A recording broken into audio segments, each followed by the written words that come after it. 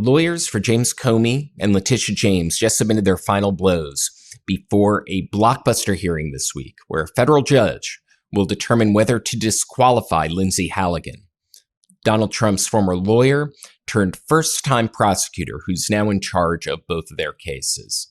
And they argue that if a judge disqualifies Halligan, that the cases against both of them should be dismissed. It's a high-stakes case. It's coming down this week on Thursday morning. I'm going to be there in federal court. I've read through their arguments. I'm going to break it down for you so you're informed before it happens. Here on All Rise News, on Legal AF, which is part of the Midas Touch Network. Take a moment to hit subscribe. Now, folks who have been watching this playlist, the All Rise News playlist, know that when folks have challenged the legitimacy of a Trump loyalist U.S. attorney in this second term, they've won every single time. It happened in the District of New Jersey with Alina Habba, Trump's former lawyer. It happened in the Central District of California with Bill Isali. It happened in the District of Nevada with Sigil Chadha. And now Letitia James and James Comey hope it will happen to Lindsey Halligan. But in those other three cases, when those other three Trump-installed U.S. attorneys were disqualified because they could not get the advice and consent of the Senate, could not get Senate confirmation, the judges in their districts wouldn't make them legitimate U.S. attorneys. When that happened, the judges let the original indictment stand. But for James and Comey, they argue it should be completely different because unlike in those cases, the only person in the grand jury room was Lindsey Halligan. And that was because Donald Trump pressured out Lindsey Halligan's predecessor, Eric Siebert, and the career prosecutors of the Eastern District of Virginia would not touch this case. They thought that these cases should not have been brought. So she was all alone in the grand jury room. And they argue that the only way to send a message to the government that this is not acceptable is to dismiss these cases. I've read through their arguments. I'm going to break it down in more detail. I'm going to start things off, though, with the opening paragraph by the brief filed by Comey's lawyers, Patrick Fitzgerald and Jessica Carmichael, because it really lays out the issues. It starts, quote, "Since the founding, U.S. attorney nominees have been subject to the advice and consent of the Senate. And since 1863, courts have appointed interim U.S. attorneys when an office is vacant. Those two structural safeguards help ensure that those who wield enormous powers of a chief prosecutor will be qualified for the position and faithful to the rule of law, not personal allies of the president who will promise to do his bidding."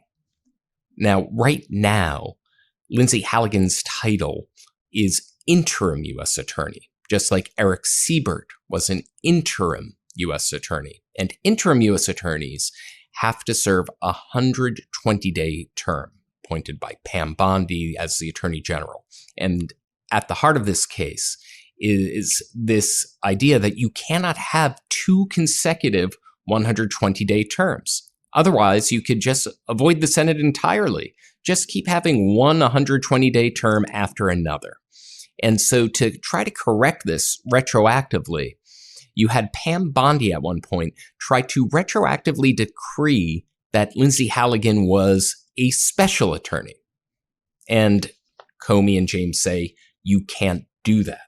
Quote, "When Ms. Halligan presented Mr. Comey's indictment to the grand jury just days before the statute of limitations expired, she purported to hold the mantle of U.S. attorney, but she was in fact no different than a private citizen.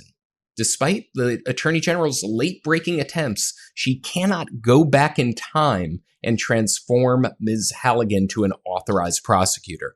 And there's a funny image by Letitia James's lawyer, Abby Lowell, who goes a step farther and gives a comparison like this. Quote, "Just as President Trump could not announce tomorrow that he is appointing Attorney General Bondi as the acting administrator of NASA from January 2025 to March 2025, Attorney General Bondi lacked power to announce the appointment of Ms. Halligan that bent space and time, end quote.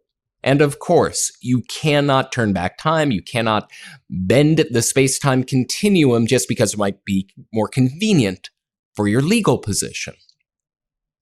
And so what both Comey and Letitia James have at their side is a precedent by a man named Samuel Alito, who became Supreme Court Justice Samuel Alito. But the precedent that they cite is from Alito's term in the Department of Justice when he was working for the Office of Legal Counsel.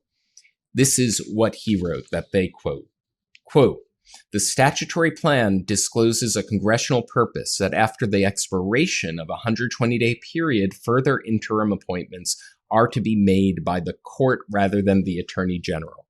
So if they win in the lower court, they're going to present Justice Alito with a bind here. This was his opinion back from the 1980s. And so they're going to throw that precedent. They're going to say, you said that this 120-day term cannot be repeated and repeated indefinitely. Now, presiding over this case is Judge Cameron Curry from the District of South Carolina. Judge Curry is presiding over the case because to avoid a conflict of interest with the Eastern District of Virginia, the judges of the Eastern District of Virginia would be a conflict if they're determining whether a U.S. attorney in that district was validly appointing. So she's hearing the case. She's an Obama appointee, and she asked to see the grand jury records. And so if there was something improper in Lindsey Halligan's first and second time in the grand jury room, she's going to see it. We'll see if revelations from that come out for the first time during the hearing on Thursday. As I said, I'm going to be there. And to lay out the stakes here, Comey's attorneys did not shy away from what's at stake here. We can talk about the legal requirements of the Appointments Clause of the U.S. Constitution, which requires the President of the United States to get the advice and consent of the Senate and have that constraint on top law enforcement officials that there's in a representative democracy, they need to be accountable. That's one of the constraints. And the other constraint is the laws passed by Congress about how we do these things. And I think Comey's attorneys really zeroed in about what these constitutional requirements and these laws are all about. Quote, "Whereas here the government has unlawfully appointed the president's political ally so that she could indict the president's perceived political enemy before the statute of limitations expired, the government should not have the opportunity to try again." Remember, Comey's case relates to testimony that happened in 2020, and the statute of limitations were about to expire just days before Comey's indictment. That's why they hustled Lindsey Halligan into the grand jury room at the wire. And Comey is arguing that if you find that Lindsey Halligan was unlawfully appointed, this case should be dismissed. Letitia James might not have the same statute of limitations argument, but she says that the principle should still apply because she was the only person in the grand jury room. And that goes to the basic point. If Lindsey Halligan were not in the grand jury room, these cases would not exist. Again, from Comey's court papers, quote, "Absent the unlawful appointment, Ms. Halligan would have been barred from entering the grand jury room, and Mr. Comey would now be experiencing the peace of an expired statute of limitations." So those are the arguments. That's the overview of it. I'm going to be in a federal court in Alexandria, Virginia on Thursday to watch it all go down, to find out where is the judge leaning, what are the questions that she's asking of the parties, what does she say, if anything, about the grand jury materials that she has now seen privately in her chambers. Is she going to disclose what she saw? Did she find some irregularity? And when might we know what and when she will rule? You'll hear from me live from court. I'll be reporting live from court, and I'll relate all that after the hearing here on All Rise News.